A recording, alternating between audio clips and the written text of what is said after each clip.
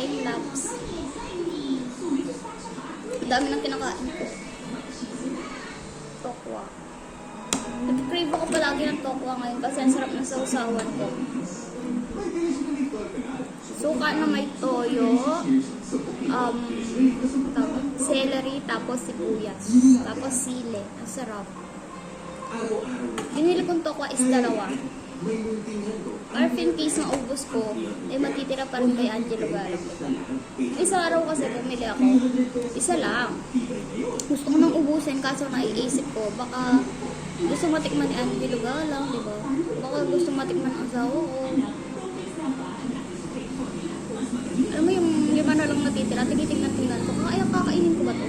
Hindi, titira ko na lang sa asawa ko kasi para matikman niya naman. Ganun. Kasi kada darating yun, pag may sinabi akong Pinay, magre-reklamo siya, sasabihin niya, ba't di mo ako tinirahan? Ganon. Sabi niya, manyang ka kahapon.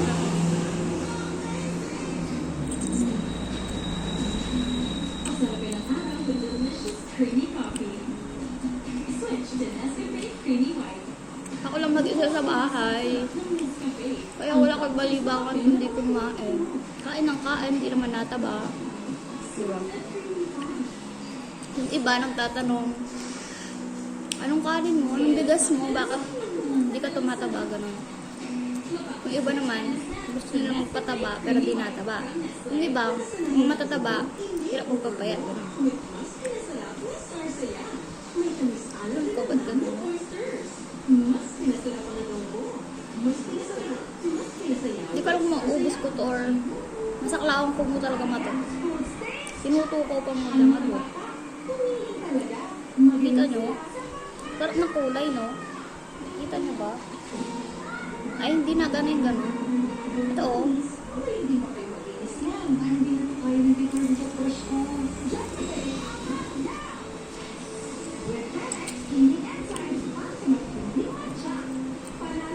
Parang ang laki ng pagkahiwa ko. Hindi ko masubo ng buo.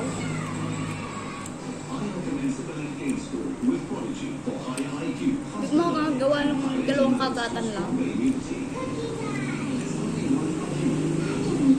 Mali yata yung pagkahiwa ko. Pero masarap siya kasi. Parang malutong siya dito outside. Yung inside niya malambot.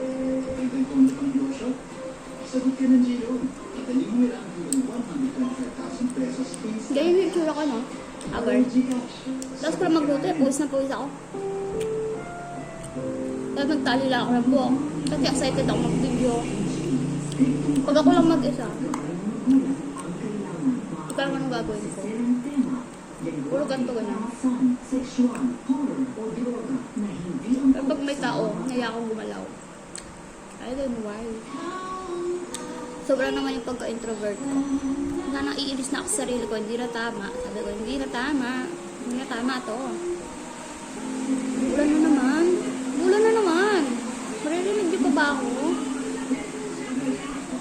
Umuulan na. Tapos yung TV, malakas pa. Nag-aaway yung boses ko tsaka yung TV. Hindi ko alam kung narinig niyo pa ako salita ko ng salita. Post ko mo. Mayhaan ko yung TV. Baka magreklamo naman ko yung TV, naririnig niya hindi boses ko, diba? Nag-try ko na nga lakasan yung boses ko kahit mahina yung boses ko eh. Mahina yung volume ng boses ko kahit saan. Kaya ngayon, diba? Parang titripan na ako. Kasi, malit daw yung boses ko, tapos mahina. Kung sino man yung mga nantitrip sa akin, alam niyo kung sino kayo. Charis.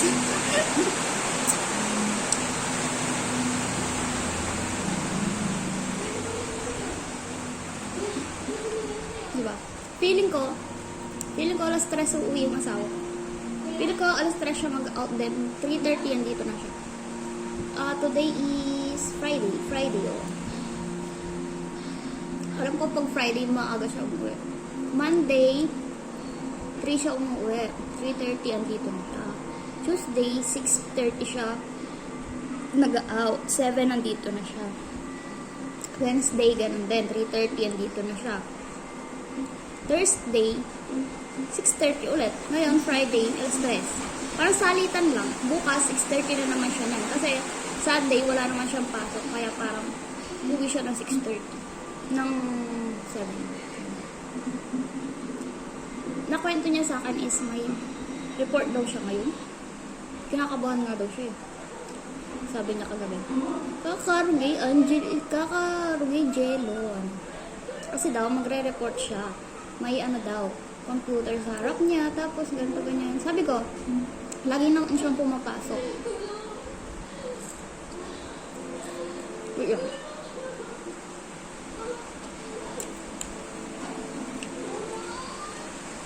Sabi ko, lagi naman siyang pumapasok.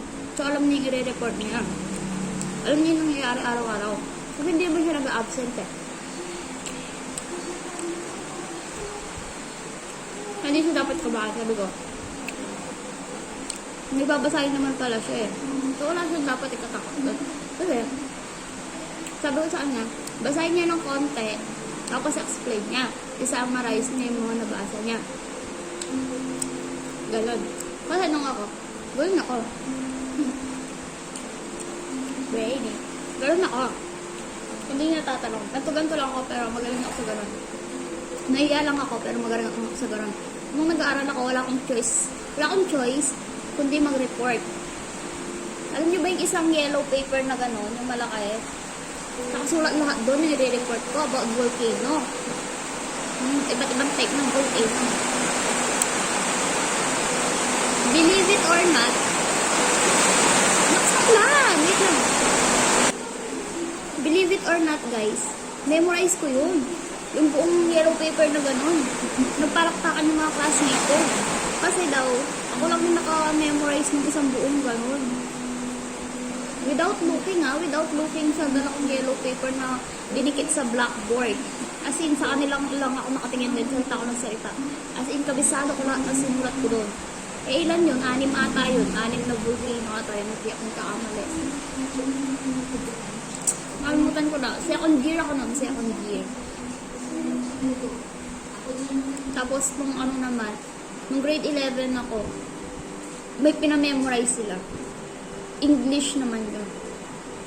10 ano, hindi ko alam anong ano yun. Basta 10 na,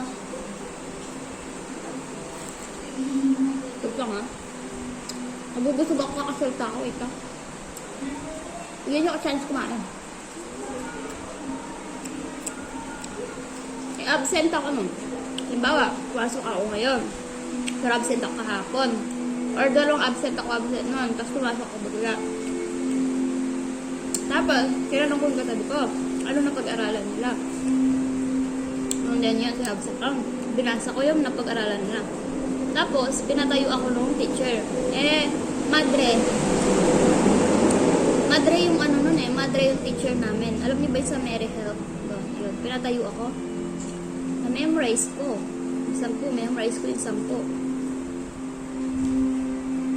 Bilog nga sa akin yung pinsan ko nun eh. Sabi niya, ang galing ko, absent pa daw ako. Kala nila nun, tinuruan ako ng katabi ko. Kasi yung katabi ko, matalino siya. Kala nila, tinuruan niya ako.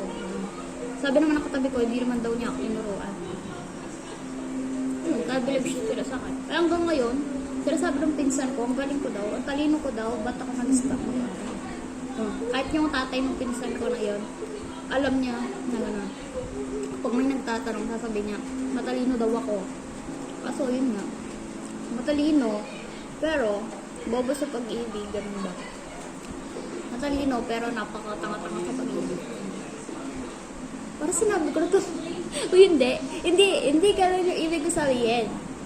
Ganun lagi sinasabi kasi ng iba. Ganun. Pero hindi. Para sa akin, hindi talaga. Kasi swerte ko sa partner ko ngayon. Hindi yung natatanong swerte ako sa kanya. Madami yung gawang kasalanan. Sabi ko swerte pa din ako sa kanya.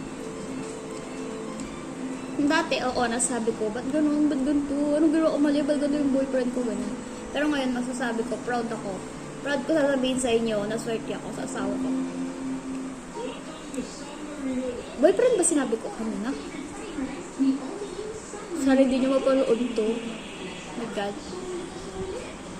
Boyfriend pala tinawag ko. Asawa ko pala siya, guys. Asawa ko.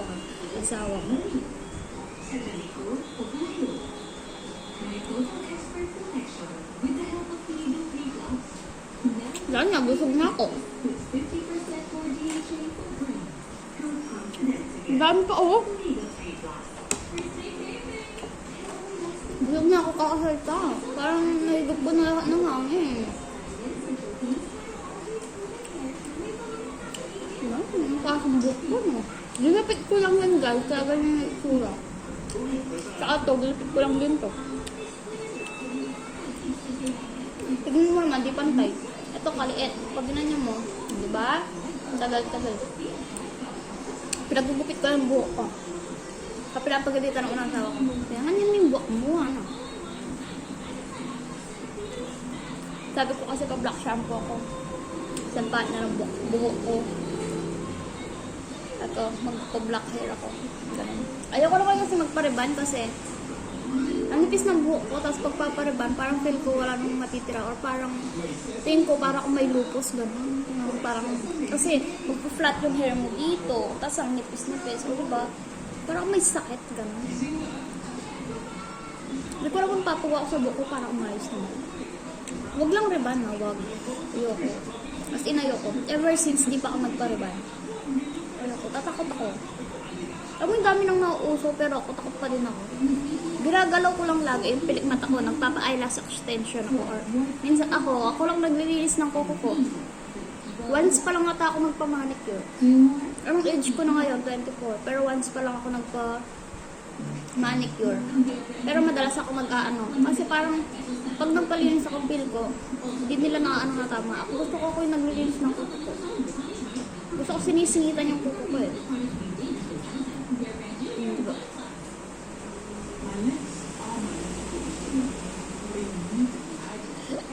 Busog na ako. Hindi. Kailangan ko kumain ng madami para tumaba ako. Sayang naman. Gusto ko tumaba eh.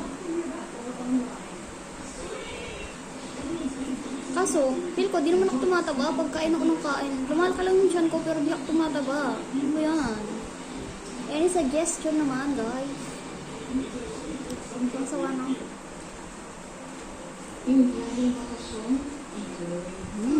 Sarap.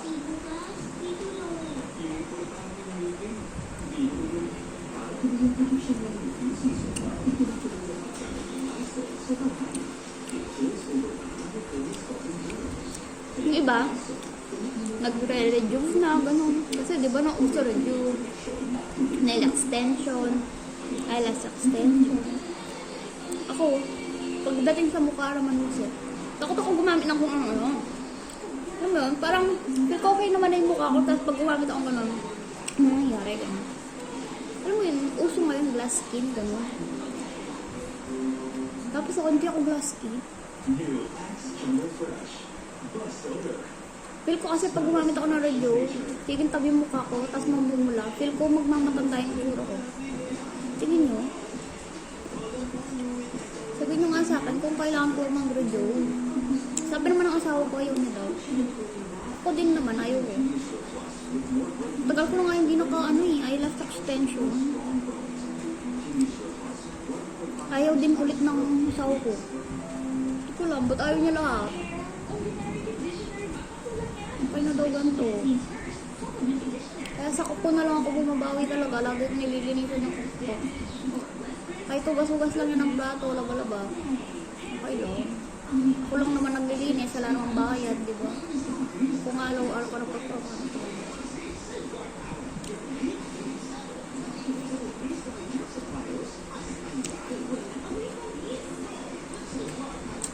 Parang lalayo na yung iniisip ko kasi busog na ako. Pag busog ako, nakatulala ako gano'n.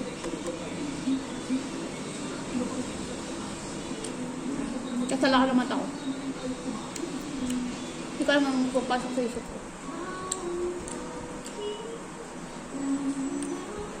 Lalo ngayon, malapit pa naman ako reglahin. Kaya kain ako ng kain kasi pag malapit ako reglahin, nagugutom ako palagi. Tapos, nag-iiba yung isip ko. Feeling ko lagi nambababa yung asawa ko pag malapit ako reglahin or nagre-regla na ako. Feeling ko, lagi siya may kasamang babae. Feeling ko, tapos yak-yak pa. Pag may kudaw yung sarili ko, nabibisi ka.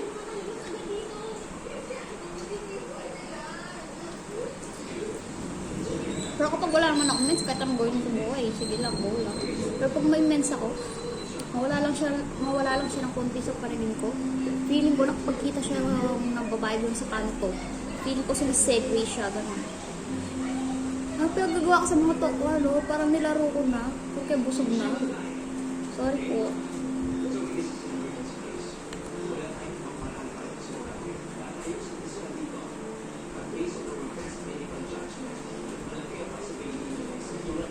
Umuulan pero ang dami naglalakad sa daan.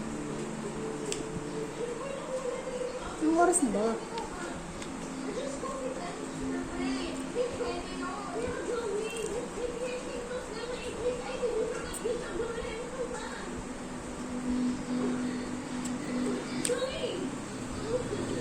Ubusin ko na lang to, patayin ko na yung video.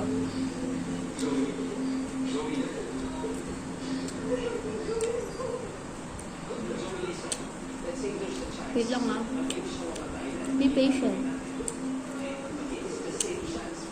Be patient ha. Last. Cheers! Cheers. Nababaliw na si Inday.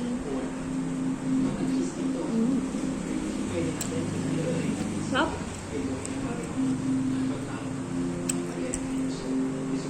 Gaya na din kayo.